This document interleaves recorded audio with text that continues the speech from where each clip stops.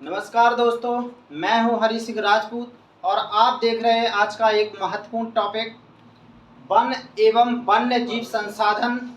ये अध्याय 2 है और इसमें आप पूरे अध्याय को स्टेप बाय स्टेप देखेंगे बहुत ही सरल और आसान शब्दों में। देखिए, बात करते हैं पहले जैव विविधता। जैव विविधता का अर्थ होता है, जैव मतलब होता है जीव और विविधता माने होता है विभिन्नता, मतलब कई प्रकार, अर्थात जहाँ पर कई प्रकार के जीव हों उसे जैव विविधता कहा जाता है। भारत में बात करें तो पश्चिमी जो घाट है जो हमारे यहाँ पड़ता है महाराष्ट्र के आस में पड़ता है वो पश्चिमी घाट, और पूर्वी भारत के जितने भी राज्य हैं यहाँ पर सबसे ज़्यादा बहुत कम स्थान पर बहुत सारी जातियाँ पाई जाती हैं, चाहे प्लांट की बात कर लो चाहे जंतुओं की। तो ऐसे स्थान कहलाते हैं हमारे जैव विविधता की दृष्टि से अत्यधिक धनी प्रदेश। ऐसे क्षेत्रों को हॉट स्पॉट भी बोला जाता है। अब बात करें आखिर आवश्यकता क्या है जैव विविधता की, आवश्यकता क्यों है जैव विविधता की। तो देखिए, जैव विविधता की आवश्यकता इसलिए है क्योंकि पारिस्थितिक संतुलन के लिए ये आवश्यक होता है कि जितनी ज़रूरत मनुष्य को प्राणियों की होती है उसी तरह से प्रत्येक जीव जंतुओं को मानव की भी आवश्यकता होती है। अब आप कहेंगे सर ये कैसे?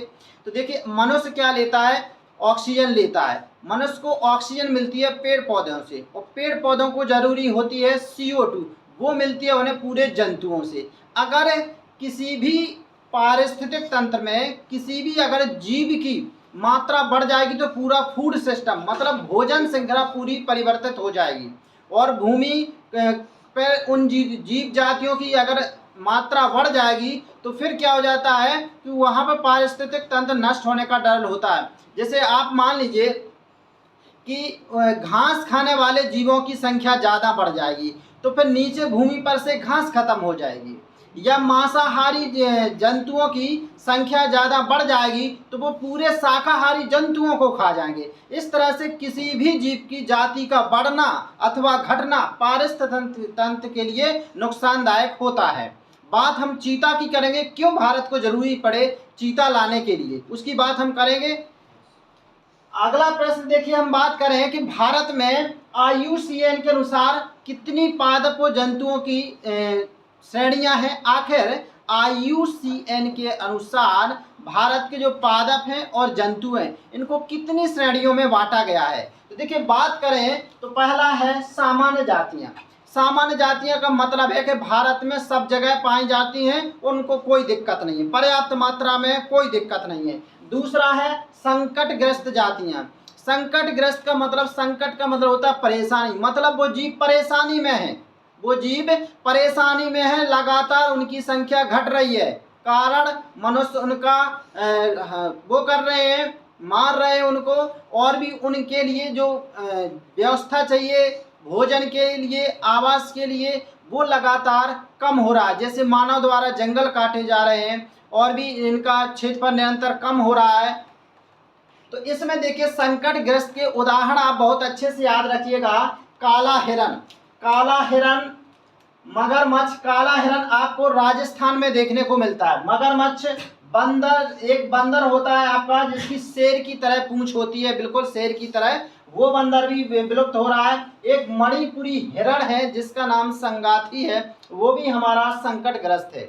अब देखिए, बात करें सुभेद की, तो देखिए सुभेद ऐसी जातियां होती हैं अगर इनको बचाने का प्रयास समय रहते नहीं किया गया तो ये एक दिन संकटग्रस्त स्थिति में आ जाएंगी और धीरे धीरे विलुप्त हो जाएंगी। अर्थात ऐसा कह लीजिए कि इन जातियों की संख्या अभी फिलहाल तो है लेकिन धीरे धीरे ये कम रही हैं। अगर ध्यान नहीं दिया, भारत सरकार ने इनके संरक्षण की ओर कोई प्रयास नहीं किया तो ये विलुप्त हो जाएंगी। अगला है दुर्लभ जातियां। दुर्लभ जातियां का मतलब ये बहुत ही कम बची हैं, देश में कहीं एक आध स्थान पर बची हुई हैं, एक दो स्थान पर बची हुई, वो भी बहुत कम संख्या में। तो ऐसी जातियां कहलाती हैं दुर्लभ जातियां, मतलब कहीं कभार देखने को मिलती है। ये मान लिए कभी कभार दिखती हैं, कभी अपने स्थानीय उसमें दिखती नहीं है। अब अगला है स्थानिक जातियां। स्थानिक जातियों का मतलब ये होता है कि कोई विशेष जाति किसी विशेष स्थान पर ही रहती है, वो भारत या किसी और अन्य भूमि पर देखने को नहीं मिलती है। जैसे आप बात कर लें अंडमानी टील, तो ये अंडमान निकोबार द्वीप समूह में ही देखने को मिलेगा, भारत में और किसी राज्य भूमि पर नहीं देखने को मिलेगा। वहाँ पर क्योंकि ऐसी दशाएं नहीं हैं जैसी उसको ज़रूरत होती हैं। तो जहाँ पर उसकी आवश्यकता के अनुसार वातावरण माहौल होता है, केवल वे वहीं जीवित रह सकते हैं, दूसरी जगह आप लाएंगे भी तो भी वो जीवित नहीं हो पाएंगे। तो जैसे अंडमानी जंगली सुअर देख लें, अंडमानी टील देख लें और अरुणाचल के मिथुन देख लें, ये केवल वहीं जीवित रह सकते हैं क्योंकि उनमें पर्यावरण के प्रति जो अनुकूलता है वो वहीं देखने को मिलती है। अब देखिए बात करें, एक होते हैं लुप्त, तो ऐसे लुप्त जो अपने जहाँ पर वो पाए जाते थे वहाँ पर लगभग 10-20 वर्षों में कभी देखे ही नहीं गए हैं अपने निवास में, वहाँ पर बहुत लंबे समय से अपने निवास में नहीं देखे गए हैं। ऐसे जीवों को बोला जाता है लुप्त जीव। जैसे भारत में एशियाई चीता है, पूरी तरह से लुप्त हो चुका था, पूरी तरह से लुप्त हो चुका था। एक और एक बतख है जिसका सिर गुलाबी होता है, वो भी पूरी तरह से विलुप्त हो चुका है। लेकिन देखिए अभी फिलहाल में फिलहाल में अफ्रीका महाद्वीप है, वहाँ दक्षिण अफ्रीका के ऊपर एक देश पड़ता है जिसका नाम है नामीबिया। वहाँ से भारत में अर्थात एमपी में 8 चीते लाए गए हैं।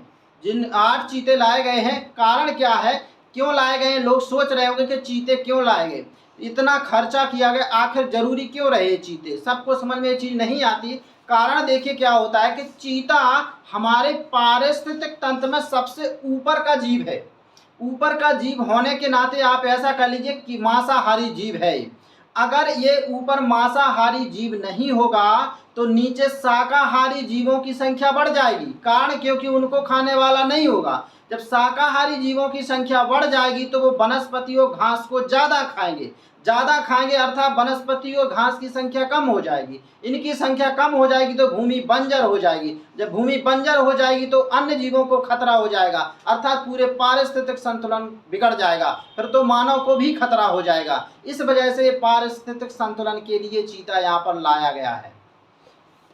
अब देखिए बात करें कि चीता की बात कर लेते हैं, आखिर चीता में ऐसी विशेषता क्या होती है। तो बात करें, चीता बिल्ली की तरह दिखता है, इसलिए बिल्ली फैमिली का, हर जीव को एक फैमिली में बांटा जाता है। तो बिल्ली फैमिली का आपका चीता है। अगर बात करें इसके दौड़ने की तो 112 किलोमीटर पर घंटा दौड़ सकता है। माना जाता है कि 5 से 6 सेकंड में ये अपनी 100 किलोमीटर की स्पीड बढ़ा सकता है, 100 किलोमीटर की स्पीड को कम कर सकता है। सबसे तेज जो मतलब दौड़ने वाला ये प्राणी है, सबसे तेज दौड़ता है। अगर बात करें, अगर इसमें एक तेंदुआ होता है और एक ये चीता है, इसमें अक्सर भ्रम होता है, इसमें कोई विशेष अंतर होता है, सिर्फ एक चीज़ का अंतर होता है इसमें कि मुख्य रूप से जो कि इसके जो आंखें होती वहाँ से ऐसे अश्रुओं की धारा होती है जो एशियाई चीता होता है, और बाकी उसमें ये धार नहीं होती, बनी होती है। बस ये सबसे क्लियर स्पष्ट इसमें अंतर होता है।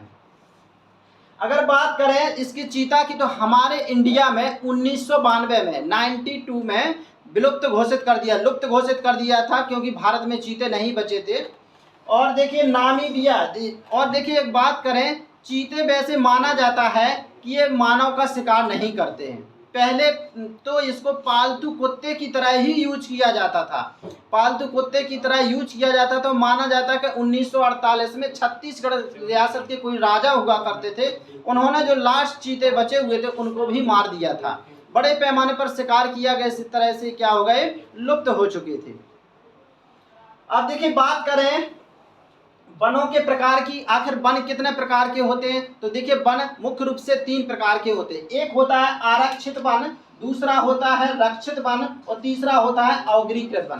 आरक्षित वन देखिए वो वन कहलाते हैं जहां पर सरकार का पूरा कंट्रोल होता है, मानव वहां से निकल भी नहीं सकता है, मानव कोई गतिविधि नहीं कर सकता, अर्थात न लकड़ी ले सकता है, न गाय भैंसों को चरा सकता, कुछ नहीं कर सकता है। तो ऐसे क्षेत्र कहलाते हैं आरक्षित क्षेत्र। जो राष्ट्रीय उद्यान होते हैं, जो सभी राष्ट्रीय उद्यान वो आरक्षित क्षेत्र के अंतर्गत आते हैं। दूसरा होता है रक्षित क्षेत्र। रक्षित क्षेत्र ऐसे क्षेत्र होते हैं जहां पर शासन के द्वारा इनको सुरक्षित तो रखा जाता है, लेकिन जो गांव उस एरिया में पड़ते हैं उनको कुछ गतिविधियां जैसे जलाऊ लकड़ी जलाऊ लकड़ी और भी घास वगैरह काटने की सुविधा होती है, तो ऐसे स्थान कहलाते हैं रक्षित। आप लोग दूसरे गांव के जाएंगे उनको नहीं, केवल स्थानीय जातियां जो उस पर्टिकुलर क्षेत्र वन क्षेत्र के अंदर आती हैं उनको छूट बस रहती है।